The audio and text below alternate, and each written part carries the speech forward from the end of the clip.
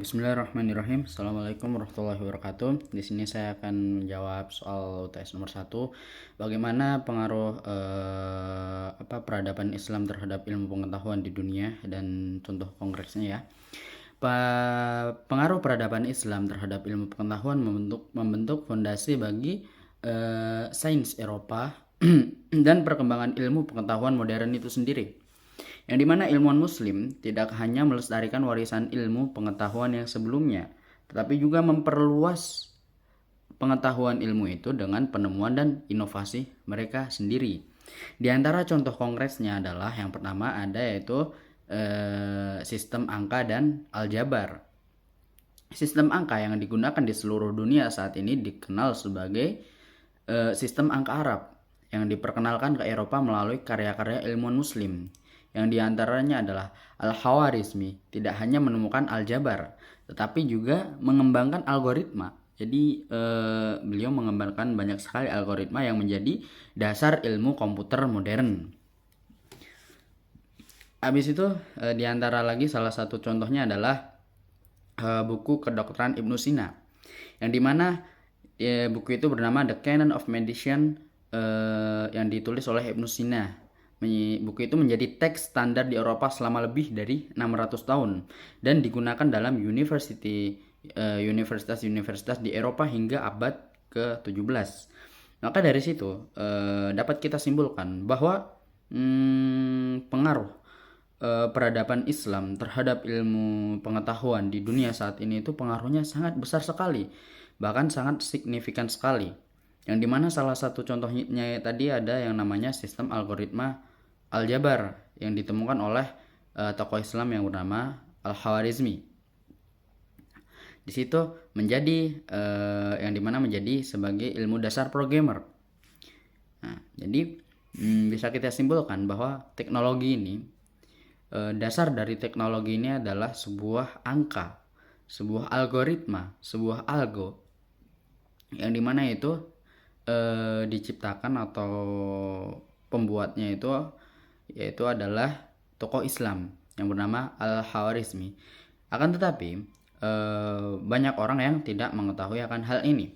Mereka hanya mengetahui bahwa AI atau komputer atau sistem informatika yang lain itu pembuatnya adalah orang-orang barat semua, padahal itu semua dibuat oleh tokoh-tokoh Islam itu sendiri. Oke, next. Oke. Dan selanjutnya adalah apa pengertian jahiliyah dan bagaimana contoh jahiliyah itu sendiri ketika masa sebelum Islam. Oke. Jahiliyah itu adalah sebuah istilah yang digunakan untuk merujuk pada masa sebelum datangnya Islam di semenanjung Arab sana. Yang secara harfiah, jahiliyah ini berasal dari kata Arab yaitu jahala atau yang berarti jahil. Yang kalau bahasa Indonesianya adalah ketidaktahuan atau kebodohan. Istilah ini bukan hanya merujuk pada ketidaktahuan terhadap ilmu pengetahuan, tetapi lebih pada ketidaktahuan dalam hal keimanan, akhlak, dan juga perilaku sosial itu sendiri. Pada masa jahiliyah, masyarakat Arab sana belum menerima ajaran Islam, sehingga perilaku dan tatanan hidup mereka jauh sekali dari nilai-nilai moral kemanusiaan dan juga nilai-nilai kesopanan yang diajarkan oleh Islam itu sendiri. Di antara contohnya adalah yang dimana kedoliman terhadap perempuan-perempuan yang diperlakukan secara tidak adil dan tidak memiliki hak dalam masyarakat. Salah satu contoh kedoliman dalam perempuan yang dulu sering dilakukan oleh masyarakat Arab yaitu adalah wa'dul banat, yang dimana wa'dul banat itu adalah sebuah praktik mengubur bayi perempuan hidup-hidup atau membuang bayi perempuan karena mereka dianggap sebagai beban dan tidak diinginkan. Dan contoh yang kedua adalah perbudakan. Jadi perbudakan itu adalah bagian yang tidak terpisahkan dari kehidupan masyarakat jahiliyah itu sendiri. Budak diperlakukan sebagai barang milik atau diperlakukan sebagai hewan dan seringkali mengalami penyiksaan dan penindasan. Dan yang ketiga, salah satu contohnya yaitu di mana para kaum jahiliyah ini yaitu menyembah sebuah berhala atau menyembah sebuah patung, yang dimana bahwa bisa kita tahu sendiri bahwa patung itu tidak bisa bergerak, tidak bisa bicara, dan juga mereka sangat mengagung-agungkan patung tersebut. Dan masih banyak lagi contoh jahiliyah yang dilakukan oleh pada masa Arab jahiliyah itu sendiri. Di antaranya yang paling parah adalah salah satunya yaitu kebiasaan mabuk dan berjudi. Jadi sebelum Islam datang, masyarakat Arab ini adalah masyarakat yang paling jahil, yang paling bodoh dalam pengetahuan. Bahkan moralnya sendiri juga sangatlah buruk sekali.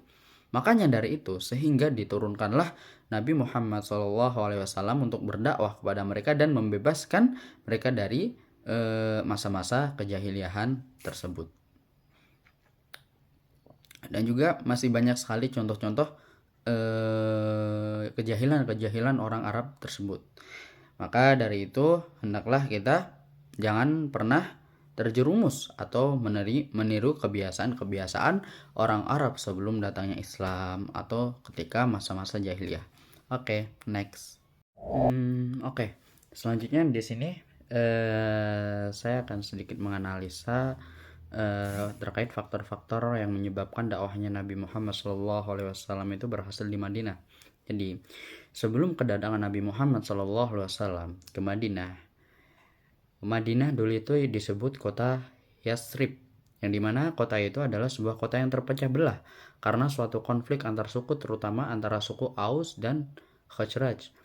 Masyarakat Madinah mencari solusi untuk menghentikan perselisihan yang telah berlangsung lama, dan mereka melihat ajaran Islam sebagai jalan untuk mencapai perdamaian dan persatuan. Nah, di antaranya faktornya adalah yang di sini pertama, yaitu adanya perjanjian Aqobah. Ini adalah salah satu yang menurut saya ini adalah faktor yang paling signifikan, yang dimana perjanjian Aqobah 1 dan perjanjian Aqobah 2 yaitu merupakan perjanjian yang amat penting antara Nabi Muhammad SAW dan para penduduk Madinah, yang dimana perjanjian itu menyatakan kesediaan mereka untuk memeluk agama Islam serta memberikan dukungan politik dan keamanan terhadap Nabi Muhammad SAW. Perjanjian ini memberikan landasan kuat bagi Nabi Muhammad dan para pengikutnya untuk hijrah ke Madinah dan membangun masyarakat baru yang berlandaskan ajaran Islam. Dan juga salah satu faktor keberhasilan Nabi Muhammad SAW yaitu adalah dimana sifat-sifat orang Madinah yang lebih terbuka atau lebih menerima daripada sifat-sifat orang di Makkah itu sendiri, yang dimana kalau orang Makkah ini tergolong orang-orangnya itu egois, yang dimana tidak mau menerima omongan seseorang yang tidak mereka ketahui atau tidak mereka kenal, entah itu baik atau salah. Nah, ini dari segi perbedaannya. Dan lalu termasuk juga salah satu keberhasilan dakwah Nabi Muhammad SAW ini yang dapat kita contoh terhadap kehidupan nyata atau realitanya sendiri juga, yaitu kesabaran Nabi Muhammad SAW dalam menghadapi berbagai rintangan-rintangan di dalam dakwahnya beliau sendiri, yang dimana beliau atau Nabi Muhammad SAW ini tidak pernah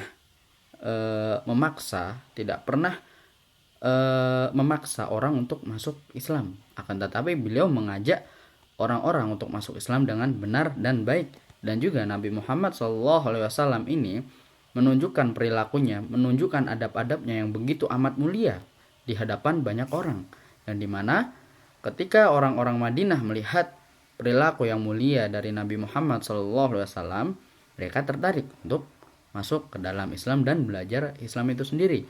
Dan di sini kita bisa ambil hikmahnya, yang dimana bahwa ketika kita akan berdakwah kepada orang, hendaklah kita melihat perilaku kita itu sendiri, yang dimana apabila perilaku kita jelek, maka akan susah orang untuk menerima omongan kita. Akan tetapi ketika kita berdakwah dan perilaku kita bagus, maka insyaallah ta'ala orang-orang akan lebih mudah untuk menerima dakwah kita itu sendiri. Oke, lanjut. Dan soal yang terakhir adalah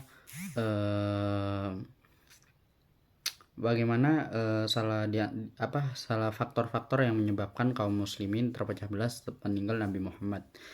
Yang dimana salah satunya adalah Muhajirin versus Ansor. Yang dimana sesaat setelah wafatnya Nabi Muhammad SAW, kaum Muhajirin atau orang-orang Mekah yang hijrah bersama Nabi Muhammad dan kaum Ansor, kaum Ansornya adalah penduduk Madinah yang menerima Islam. Mereka berselisih tentang siapa yang berhak menjadi pemimpin. Perselisihan ini akhirnya menghasilkan pengangkatan Abu Bakar sebagai khalifah pertama yang didiskusikan dan dimusyawarahkan. Dan faktor yang kedua adalah perbedaan pendapat antara Sunni dan Syiah. Tidak asing di telinga kita dua nama kelompok ini, yakni Sunni dan Syiah.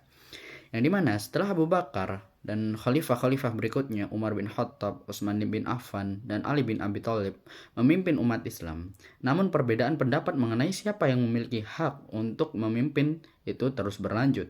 Kaum Sunni percaya bahwa khalifah dipilih melalui musyawarah di kalangan umat. Sementara kaum Syiah meyakini bahwa kepemimpinan kaum muslimin harus berada di tangan keturunan Nabi Muhammad SAW, khususnya Ali bin Abi Thalib dan keturunan-keturunannya. Dan termasuk juga salah satu faktor terpecah belahnya umat Islam yang paling signifikan adalah pembunuhan atau terbunuhnya Khalifah Utsman bin Affan radhiyallahu anhu pada tahun kurang lebihnya 656 Masehi. Yang dimana Utsman bin Affan adalah khalifah ketiga. Utsman bin Affan dibunuh oleh sekelompok pemberontak yang tidak puas dengan kepemimpinannya atau kepemerintahannya. Pembunuhan Utsman bin Affan memicu ketidakstabilan politik di Arab sana dan memecah belah umat Islam pada saat itu juga. Yang dimana ketika Nabi Muhammad SAW wafat, para umat Islam ini bingung, kesimpulannya bingung memilih siapa pemimpinnya. Ketika mereka bingung untuk memilih siapa pemimpinnya, maka muncullah orang-orang yang mereka tidak paham ilmu, mereka kurang dalam ilmu pengetahuan, mereka kurang dalam ilmu mereka kurang dalam ilmu syariat Islam. Mereka menghasut orang-orang agar memberontak pemimpin yang dimana tidak dia setujui. Contohnya tadi adalah Khalifah Utsman bin Affan itu sendiri. Mungkin sekian jawaban-jawaban dari ujian tengah semester saya. Saya atas nama Muhammad Ibnu Siddiq, NIM 242111175. Izin menyelesaikan ujian ini. Alhamdulillahirabbil alamin. Wassalamualaikum warahmatullahi wabarakatuh.